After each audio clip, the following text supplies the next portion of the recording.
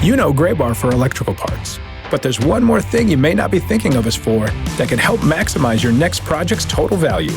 Our pre-project planning services are designed to help you win the bid, save on labor costs, and keep your installers productive across your entire build. The sooner you call us, the better.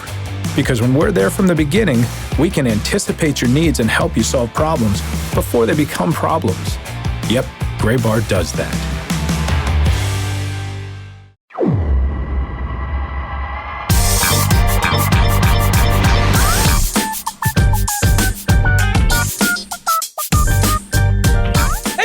Latest edition of the Show Before the Show podcast, the official podcast of minor league baseball. Week number 3 of the 2023 minor league season is here. Tyler Mon, Sam Dykstra, Benjamin Hill. I'm out of early show momentum. How are you guys? You could see the train slowing down as it came to the station. That was truly a feat. My face got like very tired, I'm sure, as I did that. Oh, how are you guys? It's good to see you. No, it's good. Yeah, it feels like we're fully in the season now. It's not like guys are debuting anymore. We know where everybody is, where they're starting the year, how they're doing. The sample size is increasing. We're seeing guys like Andrew Abbott strike out 36 batters and 15 in the third innings. It's pretty good. Kind of been crazy in some of that respects. And I'm sure we'll talk a little bit later about some of the guys who got called up. We can do that in the final segment. Guys like Mason Miller and Brett Beatty now getting called up, not opening the year on the opening day roster in the major leagues, but shoving enough on the mound or hitting the ball hard enough at AAA to be like, no, I need to be in the majors now. It's, we're fully into it, and it's been kind of fun to see, at least from an on-field perspective. But Ben, I mean, all these promotions we've been talking about in the offseason are now actually being rolled out too. Yeah, there's a lot happening. But first, Sam, I want to say that every prospect you just mentioned had an alliterative name. Brett Beatty and Mason Miller, yeah. Yeah, and even before that, who was the first guy? AA. Oh, Andrew Abbott, yeah. Yeah, so I'm wondering if you maybe have a subconscious bias that needs to be actively checked to make sure you're not prioritizing the alliterative over whatever the word is for non-alliterative. Well, that's probably just the word for it. Yeah. But anyhow, yes, the season is happening. There's a lot going on every day. It's funny, how in a broader sense, you've lived a lot of years, you go through life, and then when it's hot, the first really warm spring day, there's still this sense of like, oh, wow, I'd like almost forgotten this. And you're like, how could I be surprised? This happens every year. And I feel like it's the same thing with like the baseball season in general. You know what to expect. You've done it a long time, but then there's still this element of like, oh, whoa, oh, huh, here it is. And, definitely had that feeling right now, getting in the rhythm of, writing stories about promos, what's going on, the newsletter. I still have not solidified some road trip plans, but I've got some itineraries together. Hopefully that's something we can talk about next week, because I do plan to get out and do some visits starting not too deep into May. So I want to get out there and actually witness some of the stuff we're talking about, and just witness, the minor league baseball experience in general, and do the Ben's Biz thing. So, yeah, it does feel good. There's a lot going on, and we're not just talking about what will happen. We're talking about what is happening. Is currently happening. I want to point out Cam Collier has a 440 OBP. So, man, if we're staying on theme here. Well, I think this is a good article idea for you down the line. The all-alliterative prospect team. With an audience of about 5 people. Well, but those 5 people are really going to enjoy it. And man, none of us is really set for a good season then. Benjamin Hill, Sam Dykstra, Tyler. I guess Josh Jackson's. Yeah, Josh Jackson. There he is set Our to MVP, go. Josh okay, Jackson. all right, it is that makes definitely sense. his time to shine. We've been waiting for a breakout year from Josh for quite some time. 2023 is it. We know it. You all just wait for the run of Ghosts of the Minors episodes to come from Josh Jackson here as we welcome you into this week's edition of the Show Before the Show podcast. You can get in touch with us, podcast@milb.com. You can tweet at us as well at Ben's Biz, at Sam Dykstra, MILB, and at Tyler Mon if you want to get in touch. Questions, thoughts, comments, concerns about minor league baseball or whatever else you want to chat about. We can talk about alliterative names if that's your bag. People say that It anymore? is mine. That's your bag. Is it I say it all the 1968? Who has Robin Roberts takes? All right, guys. Well, let's dive in. Last week, Ben and I talked a little bit about some of the newest and greatest and most exciting food items in minor league baseball. And there are not one, but two stories up on the site at MILB.com of some of the culinary highlights around the minor leagues this year. I got to say, Ben, some teams do a better job with the food photography than others, but I would still crush all of this food. I will say, like, there are definitely, you can look at some of the pictures posted and think like, oh, this is somebody who knows how to make this, this pretzel look very appetizing.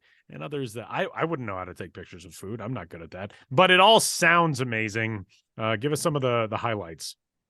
Yeah, this is no ranch house of milled food content. This is two stories. There are levels here. There are stairs to take. Two stories just because, through the off season, I'm compiling a lot of things and new food was one of them. And I just wanted to get out as much possible as I could into the world. So there's no particular rhyme or reason in terms of like what food item appears where, just trying to highlight some interesting things all throughout minor league baseball. I'll start with one that's not in either story because it's a late breaking item. I just got an email about it yesterday, but one of the ones that's gotten, more attention than most so far, the Kannapolis Cannonballers Baller Buster. Now, I asked people online or on Twitter yesterday, would they eat this? And, maybe it's a self-selecting group that answered, but people are really excited about this. But this is intense, and it spurs my usual ambivalence about minor league baseball food, and that like I do like to eat meat, but sometimes I'm like, what am I promoting here? This is just crazy. But this is what it is: a foot-long brat stuffed inside a foot-long hot dog, topped with Philly meat, which I assume is You should know. chopped steak. You would know better than anybody on this podcast. But no one calls it Philly meat in Philadelphia. They just call it meat. Just like you don't call Long Island iced tea. Wait, they just call them iced teas on Long Island? Yeah. I'll have an iced tea on Long Island. Wait, this tastes. Why am I so drunk? Yeah, it's been a problem on Long Island for a long time. I do have a buddy from Detroit who gets very mad when I talk about Detroit style pizza. It's like, it's just pizza. There's no Detroit style pizza. And I'm like, no, I'm sorry, there is. No, there is. Yeah, exactly. sorry. But before we got derailed, a foot-long brat stuffed inside a foot-long hot dog, topped with Philly meat, peppers, onions, cheese, jalapenos, and spicy brown mustard. It's tough to talk about food to an extent on a audio-only medium. Because here's my one question about that: how do you stuff 1 foot-long meat item into another that's the same size? Shouldn't it be like a smaller brat stuffed into a larger hot dog, or vice versa? It's not stuffed like encased. The brat is split open, and then the foot-long hot dog, which is also split open, is nestled inside of it. Is nestled inside. Nestled is a great word, and I couldn't come up with it. They're spooning. Yes, they're spooning, and then the hot dog is split open itself, and then that's where the Philly meat and the rest of the toppings are. So that is a big one, for sure. Another kind of interesting one, and this is good, Winston-Salem Dash, which I don't think had too much of note in the food department for a lot of years. They went all out this year, unveiled something like 15 different items. And they have a unique take on a trend that I really started to notice last year, but it's been percolating for the last 4 or 5 years. But Flamin' Hot Cheetos are just more and more popular as concession items. I documented a Flamin' Hot Cheetos hot dog in San Antonio and a Flamin' Hot Cheetos brat in Hartford last season. The Winston-Salem Dash have what I believe to be, and I could be wrong here, but the first, where's my picture? There it is. The first Flamin' Hot Cheetos corn dog. So that is something new. So if you want a corn dog, a foot long, I guess, we're on a foot long theme here so far, and a North Carolina theme. A foot long Flamin' Hot Cheetos corn dog. So that is definitely something unique. Another thing unique they have is they have 2 kinds of dessert: potato ice cream and spaghetti ice cream, in which each of these dessert items looks like the item in question. A baked potato, or a plate of spaghetti and meatballs. So like the baked potato ice cream, it's cocoa dusted vanilla ice cream in the shape of a potato with whipped cream to resemble sour cream, and a lemon starburst that resembles a pat of butter. And Yeah, that's unique too. That is pretty I mean, unique. that's, you talk about what Tyler was saying before of like things that don't do well in pictures sometimes, but you would still eat it. This is like almost the opposite. It looks better as a picture. How is it to eat? I mean, at the end of the day, it's just vanilla ice cream with whipped cream, right? And like another candy on top. But Yeah, it's essentially cocoa. I feel cocoa like you dusting. get this to take the picture and then post it on TikTok of you eating, like, look at me getting baked potatoes at the ballpark. Just kidding. Psych. Psych. The kids still do psych. I feel like that might not be a TikTok thing. They got to. You got to always do psych. It's part of the zeitgeist. Another one. This is something that. This is one. An item that is kind of appeared sort of like like a cicada or a comet through the years with various teams. But way back in 2010, Charleston River Dogs did a pickle dog, and it went like viral at the time. I featured it in my blog, where they, would core out a big dill pickle, put coleslaw on it, and then put the hot dog right in there with the hot dog serving as a bun. So this year it's the no coleslaw, but the Richmond Flying Squirrels have their take on a pickle dog called the Big Dill dog. And it is a giant dill pickle sliced in two with a hot dog right in the center of it. And I did like in the Richmond Flying Squirrels press release about their new food items, including this Big Dill dog, they called it a gluten-free alternative to a traditional hot dog. Now, I don't think it's the kind of item where a gluten-free person would be like, hey, you guys should serve pickle dogs because I'm gluten-free. But that's very much correct. And as a gluten-free individual myself, with the added ironic layer of always talking about all these items that I don't really eat myself, but I would definitely eat a Big Dill dog or any sort of pickle dog in general, because I like pickles and I need to be gluten-free and I like creativity. So I'm on board with this. But pickles, I believe, are polarizing item in general. So some people see a pickle dog and they're just like, that is disgusting. And others are like, oh, that looks awesome. You guys have strong takes on something like a pickle dog, one way or the other? No, I generally like pickles. So I think the idea of that just being like, do you like relish on your hot dog? It's not the first thing I'll go to, but if it's already on there, I'll add it. Like it adds a little bit of saltiness to the dish there. It would not be my first choice, but I'm not anti it whatsoever. I'm into it. I think it sounds all right. I would try it if we sat around and said, "Hey, let's have some pickle dogs." I also, last year I think I was on this podcast defending hot dog straw guy. Like, however you want to enjoy your food, enjoy your food. I'm fine with it. Whatever. I like pretty much all food. I'm not going to get mad at somebody for, it may be a little unorthodox to jab a straw through a hot dog and, use the hot dog as a straw after that, but I'm not going to judge anybody. That dill pickle dogs, let's go for it. Make everything weird and delicious.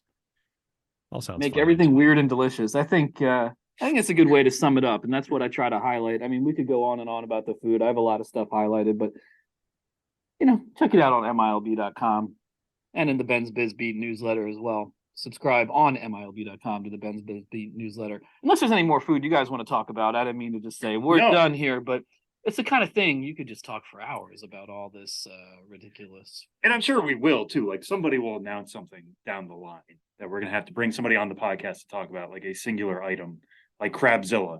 If somebody wants to fold it into a uniform, as other teams have done before, I'm sure we'll be talking about that as the summer rolls along. Oh yeah, it's just the start. Oh, there will be plenty of opportunities and the debut of new, alternate identities based on regional food and XYZ and blah blah blah.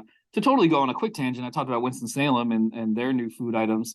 Just today, they announced an alternate identity where they will be the hyphens, because the Winston-Salem Dash are their real name. But I want a cut of this. I used to call them the Winston-Salem hyphens or the Winston-Salem Dash every radio broadcast in the Carolina League. Somebody in Winston-Salem owes me something.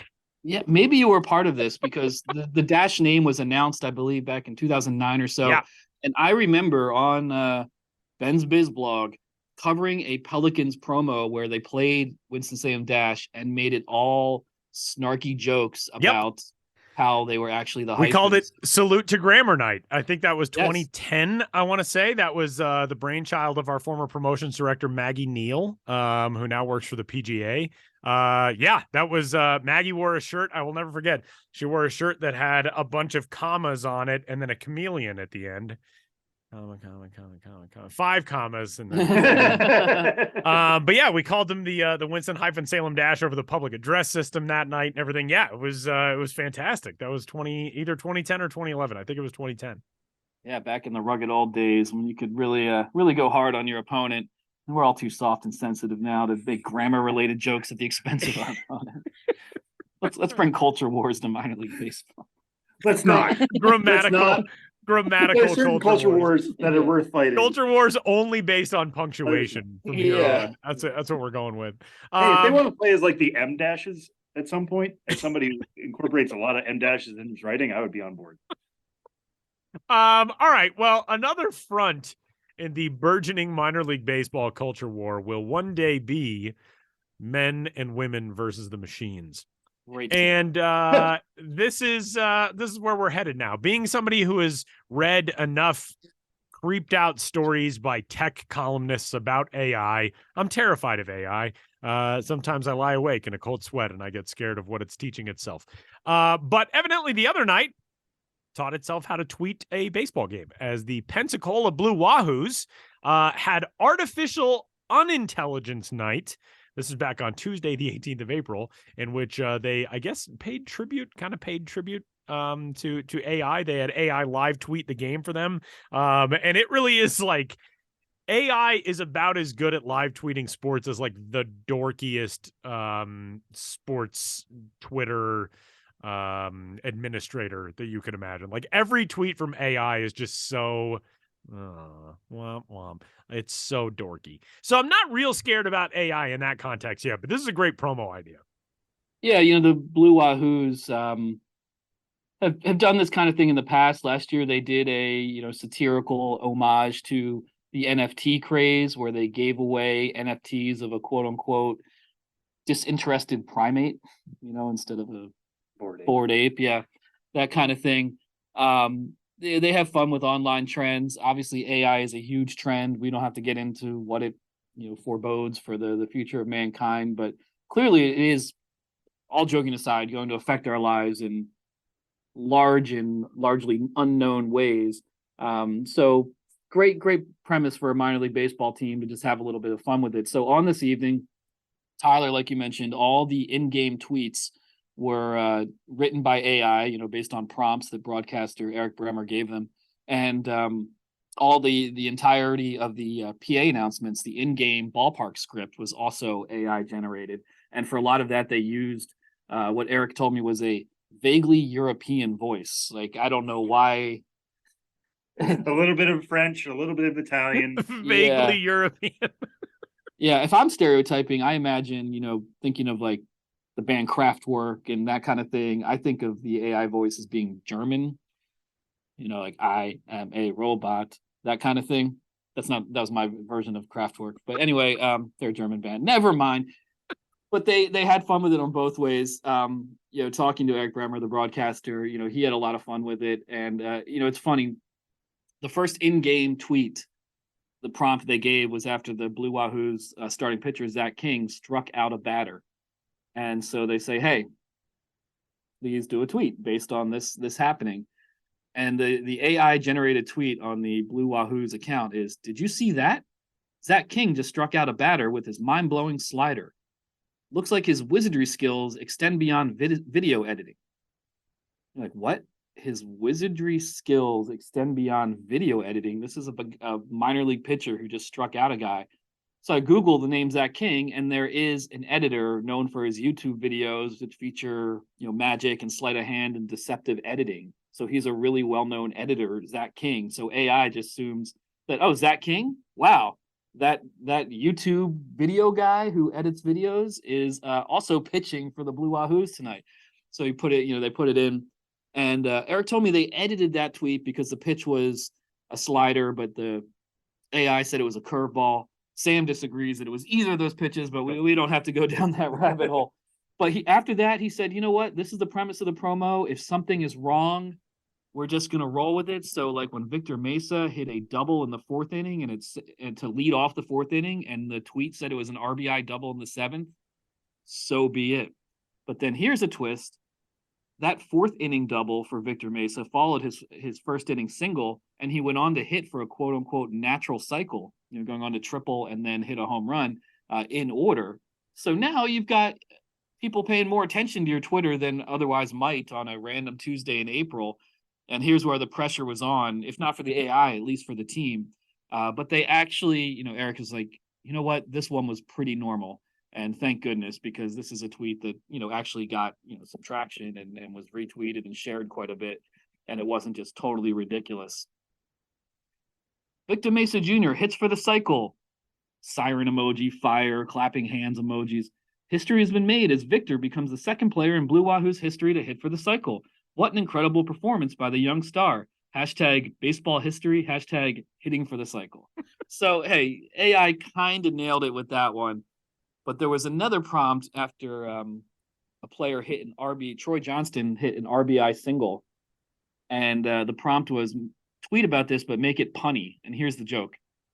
Troy Johnston with a, quote, hit and run. He drives in a crucial run with an RBI single. Looks like he's a, quote, Johnston to be reckoned with on the field. What? That's not a pun. That doesn't make any sense. That's not a good joke. I also noticed that earlier on in the evening, we all have crutches. The three of us, we write or we talk or we do whatever for a living. We all have crutches. I've noticed that the AI also had a crutch because earlier in the evening, it referred to Victor Mesa Jr. later of the cycle and said, Victor Mesa Jr. is on fire emoji. He just extended his hitting streak to 8 games with a clutch RBI double in the 7th inning, which obviously that didn't extend the hitting streak because if he had hit for the cycle by the 7th inning, he already had other hits. But then it said, this young phenom is proving to be a force to be reckoned with. Keep it up, Victor.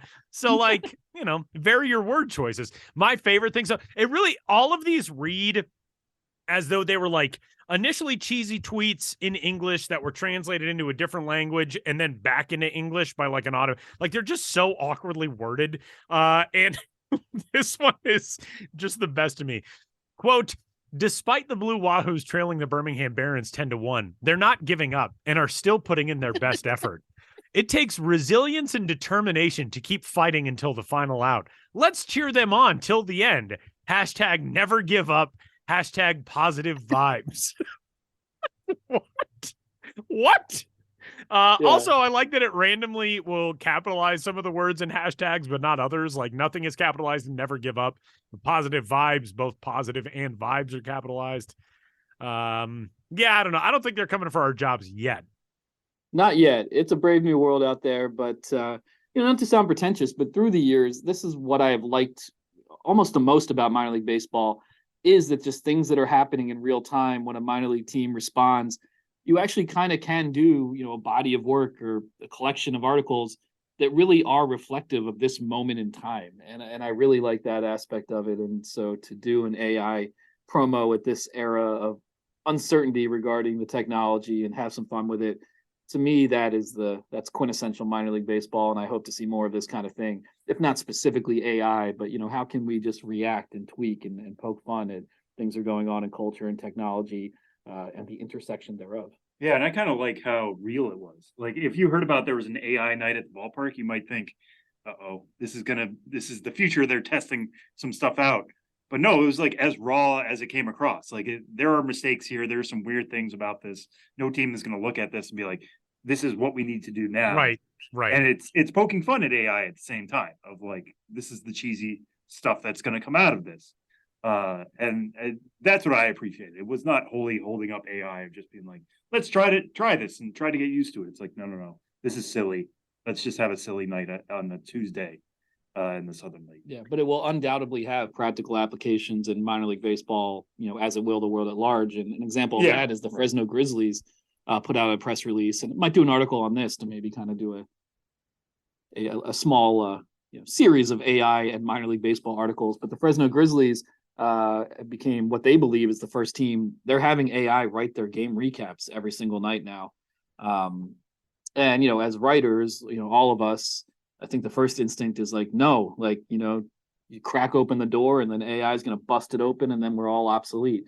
But also, and Tyler knows this better than anyone, just from the perspective of what broadcasters and other people in the press box have to do every night to get out the door, if a task that takes an hour plus in terms of writing and getting it published and disseminating and blah blah blah can be done in 15 minutes, that's hard to say no to. Yeah, that is a big thing. The university that I work for here, same thing, has automatically generated recaps, which very good when they work, but they do come with their own foibles. We had a situation where things were entered into the scoring software wrong, and so it wrote up a completely incorrect recap that had to be redone. And so it'll be interesting to see how those things all evolve as the years go along, and eventually when the robot AI wars commence, we can look back on this episode and think, that's where it started. Yeah, we'll be dead. We're not lasting I that plan long. on being Neo in the Matrix. I don't know about you guys, but I never saw it. Never saw the Matrix. Never saw it. Wow, I thought that was going to get way more of a reaction. No, I mean, I thought you would be indignant. No, I've only seen it once, and I haven't seen the okay. sequels. So, yeah, the sequels are abysmal. I walked out of the second one. One of maybe only 2 times in my life I walked out of the theater. Wow. But anyway, yeah, I just was like, this is not what I signed up for. That first one was cool. This is just some bloated, incomprehensible sci-fi nonsense. First one had style. That's the tagline for this podcast. Bloated, incomprehensible sci-fi nonsense. The show before the show. Yeah, AI generated. Benjamin Hill is on Twitter at Ben's Biz. He's on Instagram at TheBen'sBiz. You can, of course, find everything at milb.com/Ben'sBiz. And we are excited for our conversation on this week's episode of the show as we head back to the International League in AAA. Ben, tee it up for us. Yeah, AAA Charlotte Knights, who operate out of their beautiful downtown home of Truist Field. They have done a Negro League tribute night every year since 2014. 2023's iteration was particularly memorable, and we're going to talk to one of the biggest planners, movers, and shakers behind that promotion, Tommy Viola. He's a good dude. We'll talk to him now.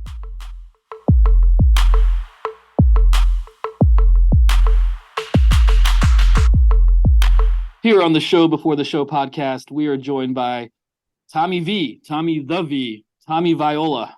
the Vice President of Communications for the Charlotte Knights, who plays a big role every season, going back to when the Charlotte Knights ballpark opened in 2014, of putting together Negro League tribute nights. This year, they suited up as the Charlotte Black Hornets, paying tribute to a Negro League team from Charlotte's past. Really great looking uniforms, but that's only part of what the Knights did this year, which is a full weekend this year, as well as through the years going back to 2014. So we're here to talk about it. Tommy, thanks so much for being here. Well, first and foremost, thank you guys for having me. I'm really excited to talk to you and to talk about this great weekend that we just had. Yeah, excellent. I want to get into the specifics of the the Charlotte Black Hornets and those uniforms and everything you had going on. But first, just more generally speaking, this is something you have been doing. I still want to call the ballpark by its old name, at Truist Field. Something you've been doing at Truist Field since 2014. And through the years, you personally have worked up a lot of connections with Negro League alumni, historians, putting these things together. So if you could just talk a little bit about this, of how you first started doing it and how it's grown through the years. Yeah, absolutely. First, I would say it's a passion of mine, and it became a passion of mine when I met Eddie G.G. Burton, who was a former Negro Leagues player and who was a resident of right here in Charlotte. He lived just a couple blocks away from the ballpark. And right when we opened this ballpark in 2014, Eddie became a big part of it. He shared his love of baseball. He shared his days of playing in the Negro Leagues. And he just shared his knowledge with us. And we knew it was something special. And we wanted to keep it going and honor him. And we did that in our first season in 2014. And it grew every year. And our 2015 celebration had a number of former Negro Leagues players. It was the first time we introduced a Negro Leagues traveling museum to our fans. A gentleman by the name of Ray Banks, who was here again this year, has come here every year since 2015 to show off his Negro Leagues museum that he has in Baltimore. And just a great part of it. The entire concourse each year is filled with artifacts and photos and baseballs and different things from Negro Leagues baseball. So we became really passionate about it all the way back in 2014 with the help of Eddie G.G. Burton, and we continue to keep it going each and every year. Yeah, and with Eddie G.G. Burton, I believe you announced a scholarship in his name this year, and there's memorabilia related to him at the ballpark. What is it about him and his career, and about Charlotte Negro League history and Black baseball history in general, that really lends itself to doing so much with these promotions? Yeah, he started us on this. Like I said, in 2014, it was just him, and in 2015, he brought a number of his friends that were former Negro Leagues players, and we honored them. And then we continue to do that each and every year, and just to keep the memory alive. And sadly, in 2018, Eddie passed away, and we had his memorial service right here at the ballpark. And we said that day at the memorial service that his memory would stay alive here at the ballpark. And we unveiled a wall where we honor him with a plaque, photos of him and his playing days, and photos of other former Negro League players right here that played in Charlotte, of course, with the Charlotte Black Hornets. So it's become a big part of what we do each year. And this year, we decided to make a whole weekend out of it. In years past, it was on Jackie Robinson Day. Our players would wear 42 on their jerseys. We did that this year. They wore 42 on Jackie Robinson Day. And then on the next day, on April 16th, we brought out the Charlotte Black Hornets uniforms for the very first time. And that was special, seeing our guys wear them and seeing the former Negro League player here that was here, Wally Cathcart, and some of the ambassadors. It was just a special day. And, we have some great photos and video and memories of what this past weekend was like for a lot of fans here. Yeah, and seeing some of the reaction on social media and some of the local stories there in Charlotte, people were saying like, this is worth the price of admission just to see this on the field, see these uniforms. They become tangible in that way. But the fact that it was the Charlotte Black Hornets identity, take us through that history. I mean, who were the Charlotte Black Hornets? Where did they play? When did they play? Yeah, one of the things I learned about when I got to Charlotte here, I started with the Charlotte Knights in 2012, and since then I've loved researching about baseball history in Charlotte, and it's such a rich history. The Charlotte Hornets baseball team goes back to 1892, and there's such a great history there. And then when you research and you look about Negro Leagues baseball, there was a rich history here. There were the Charlotte Black Hornets, there were the Charlotte Red Sox, there were the Charlotte Quick Steps, and we decided to honor the Charlotte Hornets this year, and that's something we're going to continue each and every year. But they were a prominent team here in Charlotte back in the 1910s to the 1950s. Of course, the Charlotte Hornets baseball team, so they were the Charlotte Black Hornets, so their name, of course, came from that. But they played right here in Charlotte, and we have a lot of history and a lot of memories that we've looked up and found and talked to people about. But when we wanted to continue this night, we decided that this was time to wear the jerseys and the uniforms. And our graphic designer here, Bill Walker, put a great uniform together. The players wore it. I think one of the really cool parts of that was not only did we wear Charlotte Black Hornets uniforms, but the Jacksonville Jumbo Shrimp wore Jacksonville Redcaps uniforms. So it really went to just become a whole day of on-field, off-the-field stuff, and it was really special. But there's a great history of Negro Leagues baseball here in Charlotte and throughout the Carolinas, and we wanted to bring that out this over the weekend. Yeah, and typically players are not, they get used to wearing alternate identity logos in the minor leagues. It's just part and parcel of being a minor leaguer. But to wear these, I'm sure, was something special. You guys featured a lot of Billy Hamilton. It's a major leaguer. A lot of people will know, one of the best speedsters in all of baseball, regardless of level. It seems like he really seemed to buy in. But when you guys approached the players with, hey, this is what you guys are going to be wearing on Sunday, this is what's going to be going on, what was that interaction like? Yeah, they've really embraced it. Talking to Billy Hamilton, he played for the Kansas City Royals, and they wore Kansas City Monarchs uniforms at one point. So Billy was all in for this, and we were excited to be able to have him. He talked to a number of media members here about the impact of it, and he really embraced it. We had coaches and players and everybody just really loved putting on the uniform. And like I said, it's something that we're going to continue.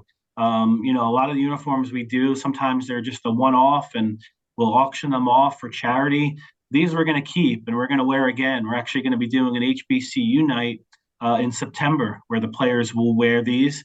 And then we're going to continue it each and every year. These will be the uniforms that they'll wear. And in fact, going back to Billy Hamilton, but when I posted that photo on social media, all the questions were, where can I buy that? Where can I get that hat? Where can I get that uniform? And we get people flocking to our team store right here at the ballpark or online, and we sold out of uniforms. We sold out of jerseys, so it was pretty cool to see the fans really embrace it. Tommy, from the standpoint of coming up with that identity, you mentioned, you've got people on staff, graphic designer who put together the whole package. What was the research like in order to create sort of a modernized vision of what the Charlotte Black Hornets would be like for this specific week? And especially knowing that you're going to keep these going forward, you had to design something that was going to be, would resonate for a little while. Yeah, well, one of the things, you're looking through old photos, and unfortunately, there weren't a lot of old photos to look through. We did our research as best as we could, and we found quite a few of old photos online, but we didn't have a lot in our archives, so it was kind of it was a process that we actually started last year. We right around our tribute last year, we decided that this was something we'd do in 2023, and we actually spoke with our Negro Leagues historian here in Charlotte, a guy by the name of Michael Webb, who has been a part of this event since 2014. And he helped us do some research. And we think we really came up with something special, and we love the way they turned out. What about working with an opposing team to have Jacksonville take part in this? We've seen this around the minor leagues in recent years where it's not just something where the home team will take part in a night like this to honor a region's history, but the visiting team wants to take part in it too. What are those conversations like? And how often does that happen where you guys are able to coordinate? We've seen this with select Copa games across the country and other various throwback things, but what is that coordination process like? Yeah, I was going to say that, in years past, we've done that on the road. We've done it home with the Copa uniforms. We've worn our Caballeros uniforms on the road if another team was wearing theirs for a Copa night. So we felt like this was something, very similar to that. And Jacksonville, they do a great job honoring the Negro Leagues as well. So I think they bought right in and they were excited to bring their uniforms to Charlotte. And it really just helped. It just helped bring that day together to see both teams. And we interviewed Billy Hamilton after the game, and that's exactly what he said, was to see both teams really just embrace this and be out on the field wearing the uniforms. It was special. It really was. Yeah. And what was, you mentioned people trying to buy this stuff, trying to, they want in on it in some way, but what was the fan reaction? Because it's one thing to get the players in on it. It's cool to get Jacksonville. The whole point is to educate fans. Do you feel like people walked away with a new understanding of the Negro Leagues, especially for you guys who have been doing this for a while? I'm sure they're repeat customers over the 8 times you've done it. Like, what new stuff do you try to bring to them, at least educationally? Yeah, like from the moment we posted the photo on social media and one photo after the next, there were a lot of fans that just, how do I get my hands on these? And a lot of fire emojis and different things that people were excited about and just really loved them. So, we did our best. We have shirts and hats and the jerseys and baseballs in the team store for sale. But I think next time we do this, we'll probably look to get some more merchandise so that more people can get it in their hands, because it was really popular.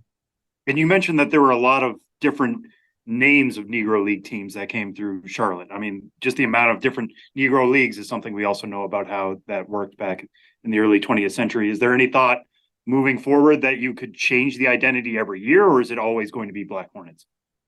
No, that's a great question. I think right now we'll continue with the Charlotte Black Hornets. We'll hold on to these jerseys, for at least another season. But you're right. I mean, as I said, there were the Charlotte Quick Steps, and there were the Charlotte Red Sox, and there are other baseball teams here in Charlotte that were a part of the Negro League. So I think we'd love to honor them all at some point.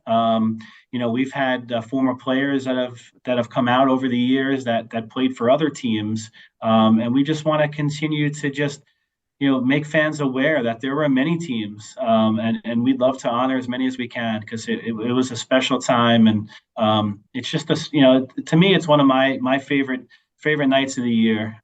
We had a gentleman here by the name of Ray Banks, who I mentioned has been here every year, and talking to him and all the stuff that he has from his museum and all the history and all the things he's researched over the years, it's something that if you're a baseball fan, it's really great to learn that history, and it was a great weekend, really was. I've been covering this sort of promotion for a long time and have been at various ballparks doing it. And, Negro League alumni are always have been a big part of this type of promotion. But, now there's an especially, melancholic or bittersweet element to this, in that kind of like World War II veterans writ large, there are just not too many Negro League alumni left. But you did have Willie Cathcart, you mentioned, at the ball game. Especially now that there are very few living links to this history. What does it mean to have somebody like him? Yeah, he was great. He's been coming out since 2015. He's a Rock Hill, South Carolina native, so he doesn't live too far from the ballpark. So we're really just so honored to have him here each year. And you're right. Sadly, unfortunately, there's not a lot of these legends left. And, in 2015, we had 5 Negro Leagues players here to honor. And over the years, unfortunately, and we had a moment of silence at this year's game for the ones that had joined us in the years past that we've sadly lost. And just a few days ago, Larry LeGrand, who was here last year, was a Negro Leagues legend. He caught Satchel Paige, and he drove here last year from Virginia, was here. We honored him last year, and sadly he passed away just a couple of days before this year's tribute. So you're right.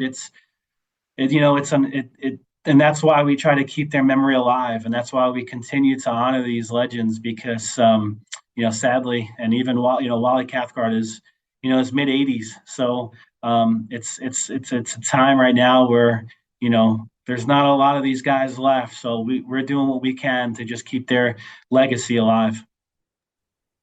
Yeah, and as time goes on, it makes this work that much more important to collect these stories, to know these people, and keep passing it on. And so look to the Charlotte Knights for a great example of, minor league teams doing tribute weekends and exploring history. And just like everything with baseball history, it's such a rich topic when you really start to dig into it. So I'm sure we can look for much more from the Charlotte Knights and, teams throughout baseball for years to come. But Tommy, thanks for your work on what you've done over the last decade or so with Negro League tribute weekends. And thanks so much for joining us on the Show Before the Show podcast. Well, thank you so much for having me, and I really appreciate it. Let's get you out to Charlotte one of these days soon, please. Yeah, it's been a few years. It's been a few years with just about everywhere, but always enjoy that. And of course, you can't talk about Truist Field without talking about the view. So if anyone hasn't been out there, one of the most beautiful ballparks in the minor league baseball. Tommy, if you follow him on Twitter, it is at Tommy the V. Is that what it is? Well, I mean, it's Tommy underscore V. Yeah. But hey, it's to say it's close. Yeah. Well, I just bring that up. You're posting photos from your office quite a bit, and very, very few office views better than the one you have, and that people in Charlotte who work for the Knights enjoy. So get out to Charlotte and try to visit a future Negro League tribute weekend. Thank you guys so much. I really appreciate it.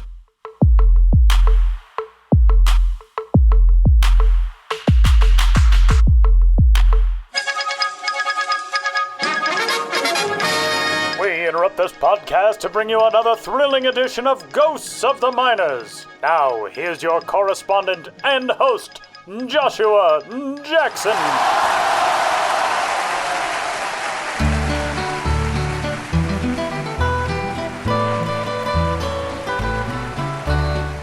welcome back to Ghosts of the Minors, in which all of you out there in Radioland must identify the legitimate historical ball club hiding amidst the fraudulent pair. One once tried to fill the stands. The others never even took the field.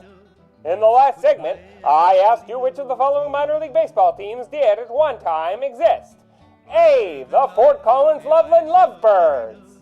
B, the Champaign-Urbana-Lincoln Lawyers. C, the Bisbee Douglas Copper Kings. You showed your medal if you picked C, the Bisbee Douglas Copper Kings, who reigned as representatives of the cities of Cochise County in southeastern Arizona through 7 seasons in the middle of the 20th century. Competing across iterations of multiple leagues during their tenure, the Copper Kings played practically everywhere the light touches. They had a home ballpark in Bisbee and another one about 30 miles away in Douglas. Copper was king in both places and all over the land of the Copper Kings. The Copper Kings first broke ground in the Arizona-Texas League of 1949, having played on that circuit the previous year as the Bisbee Douglas Miners. Those Miners had been in the minors in 47, not as the Miners, but as a name derived from an affiliation with a team in the majors, the Bisbee Yanks. But after 2 seasons in 49, they took on the identity that was neither the minors nor majors influenced, the Copper Kings, who were subject to no far-off big league parent club that year, but existed as sovereigns. The 49 season was hardly a crowning achievement for the Copper Kings, though, as despite outfielder Gene Clough taking the title of Arizona-Texas Sultan of SWAT with a circuit best 37 homers, they went 66-83 and passed through the dominion of 3 managers, Elmer Williamson, Paul Jones, and Buck Elliott. Elliott, a decent hitter who turned 30 in the fall of 39 and had spent nearly 5 prime playing years in the U.S. Army Air Corps during World War II, was dethroned that year only by the calendar and returned helm Bisbee Douglas again in 50 as the club established a working agreement with the Brooklyn Dodgers. They made the playoffs, but the El Paso Texans extracted the Copper Kings from the postseason in the first round. In 51, the Copper Kings copped to it being time to try a new league, the Southwest International League, and so began the dynasty of Sid Cohen, a Baltimore-born southpaw who pitched for the Washington Senators during 3 big league seasons in the 30s. Cohen logged over 20 years as a player in the minors, debuting as an outfielder right there in Bisbee with the 1928 Bees of the old Arizona State League, and was in his 4th year managing when his reign with the Copper Kings began. From 51 to 53, Cohen's Copper Kings couldn't get very far, except for back to the Arizona-Texas League starting in 52, and that became the Arizona-Mexico League for 55. By the next year, the royal couple of Bisbee-Douglas broke up, leaving only the Douglas Copper Kings, and the whole circuit split up at the end of 58. But in the Arizona-Mexico League's final year, guess who won it all? And that's how the Bisbee-Douglas Copper Kings died on the throne. Now, on to the question for next time. Which of these internationally inspired teams could really ball in the minors of yesteryear? A, the Moscow Timberwolves. B, the Monterey Bulls. C, the Paris Lakers. Want to know the answer? Take a shot. Or tune in for the next Ghost of the Minors. But for now, you'll have to excuse me. My producer Ben Hill wants me to cut a record, and I've got to find my scissors. One little kiss and Felina, goodbye.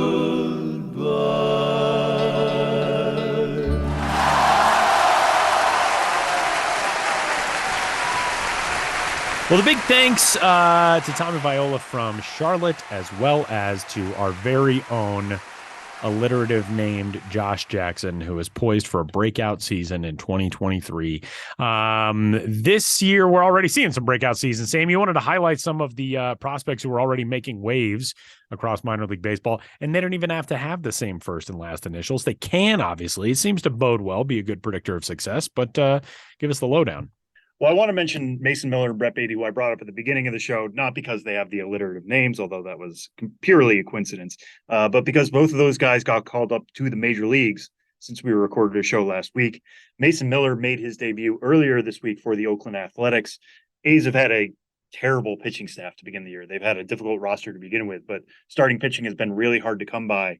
But Mason Miller making his debut was really notable to me because he's had a long road to get here, even though he's only a third round pick in 2021, already making the major leagues. It's a guy who was diagnosed with diabetes in 2018. He was only weighing around 150 pounds at the time, found a diet that helped him bulk up to 220 pounds. He went to Gardner-Webb in 2021, had some good numbers there, but then had a scapula strain in his right shoulder that kept him out until August last year. He just really did not have innings in the minor leagues. I mean, he has 28 and 2/3 before he made his major league debut, but his fastball instantly became maybe the best on the A's and one of the best in the majors. He was averaging 100 miles an hour on his fastball last week during his lone start at AAA Vegas. He was again throwing multiple pitches that were at triple digits Wednesday, when you guys are hearing this, in his debut with the A's. Just a really special debut for that guy. And hopefully, A's fans can use as much optimism as they can get right now. Mason Miller, their number 3 prospect, debuting, should provide some of that, we hope. The other one was Brett Beatty, who I mentioned. Mason Miller was averaging 100 miles an hour on his four-seam fastball in the minor leagues. Brett Beatty was averaging 100 miles an hour exit velocity, which was the highest among AAA qualifiers at the time of his promotion to the Mets. I've said it for a while. I think he should have been on the opening day roster for the Mets. I know Eduardo Escobar is there. He's somebody they signed. As a veteran presence, you want to give him as many chances as possible. But Brett Beatty just hits the ball so hard. He started to elevate it more last year, allowed those slugging numbers to jump between AA and AAA. Already made his major league debut in 2022. It was just a thumb injury that limited him. He didn't play much after that. This year, the thumb had healed. He's back to playing third base. Outfield is out of the question. After Carlos Correa failed to sign, felt like his job to win. I thought he won it out of spring. Didn't, got sent back Syracuse. Was slugging above 700 again, doing everything we thought Brett Beatty could be, and now he's in Queens. So we'd love to see him get more opportunities. It seems like Buck Showalter and New York Brass aren't playing prospects as much as you would think, even when they're on the major league roster. Thinking of Francisco Alvarez, who somehow is not their starting catcher and not getting the reps he needs. But those two guys being on that lineup or being options for the Mets is a big boost, because we think highly of both of those guys and think they could certainly be regulars now, if not now, by the middle of the season, because their ceilings are so high. So excited to see Mason Miller and Brett Beatty translate early AAA results into major league debuts or reappearances. And we'll see who's coming around the corner, here as we get into late April and early May. All right, Sam, we got another packed weekend of minor league baseball coverage, MILB.TV, and of course now through the MLB app or the MLB at bat content. We are headed into really the start of the regular rotation of a season. You get those first few series out of the way, and then you're into the methodical rhythm of a full minor league season. Give me what you're watching this week on the minor league landscape, where you're headed, and what fans should be on the lookout for. Yeah, I mean, this is one game I will not necessarily be watching because I will be there. I am heading next week to Amarillo, Texas. I'm heading to Hodgetown, all capital letters, to see the Sod Poodles take on the Frisco Rough Riders, who over at MLB Pipeline we thought was the most loaded roster in minor league baseball. So it's really fortuitous to see both those teams playing together. I'll be there for the Pipeline Game of the Month. We'll be providing all sorts of content both on the MILB and MLB Pipeline social feeds, as well as making that Thursday game next week between Amarillo and Frisco will be the game of the month. It'll be a free game. Be sure to stream that. Frisco has big names. Evan Carter is off to a great start, one of the best eyes in the minor leagues. Luis Angel Acuna is a really special talent on the infield. The Sod Poodles aren't low on talent either. Jordan Lawler is a top 15 prospect in baseball and off to a pretty solid start. Davison De Los Santos has the most raw power in the D-back system. AJ Vukovic is off to a good start there for that D-backs AA affiliate. So that'll be a really fun game to see in person. Amarillo, for those of you who don't know, is maybe the most hitter-friendly ballpark in minor league baseball. There's a very real chance we could see a game go 16-14. So I'll be out there for 2 games next week, but it's Thursday. There'll be the Pipeline Game of the Month. So I hope everybody tunes in for that. I'll be in the booth for a few innings at least. So, tune in, say hi, ask some questions. Hopefully I can answer them on air. But that'll be what I'm doing next week. Tyler, what are you looking at for MILB TV games? So there is a free MILB TV matchup coming up on Friday. So the evening when you hear this episode of the podcast, Reading against Portland. So that's the Philadelphia Phillies AA affiliate against the Boston Red Sox. Mick Abel, who was the 15th overall pick back in 2020, that weird shortened 4-round 2020 draft. He made his way to AA last year toward the end of the season. Now he's a top 45-ish prospect. He's number 42 overall. And he will go against the Portland Sea Dogs coming up that night. Ceddanne Rafaela will be on that squad on the opposite side for Portland. Rafaela is the 5th-ranked Red Sox prospect. He's a top 80 prospect overall in minor league baseball as well. He's number 79 in the top 100, and a good matchup, one of many. You can find all of the free minor league baseball games of the week at MLB.com/pipeline, of course, and a lot of good stuff coming up this week on not only the minor league side, but of course the major league side as well. And we'll be back next week with another episode of the show before the show.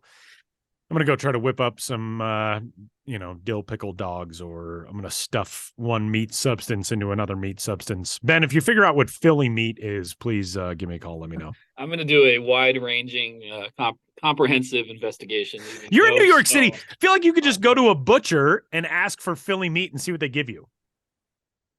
That is true. Do butchers only exist in New York City? I mean, you live in we don't really have like butcher. There's like a butcher section. I mean, obviously there are some butchers here, but like New York is still, you can walk down the block and there's the butcher, like that's a lot more common out that way than it is out here. I have a neighborhood butcher for sure. Yeah. But if I ask for Philly meat, I'm afraid they'd be like, "Oh, we don't serve horse." You want a young female horse? The meat? That's terrible. What's wrong with you? Get out of here. Among the arbitrary distinctions we make between what we consume and do not consume, that one crosses the line. My friend Jay Riemenschneider eats horse all the time. He gets it from his butcher. One of the more random Kramer quotes I think I've ever thrown into this show.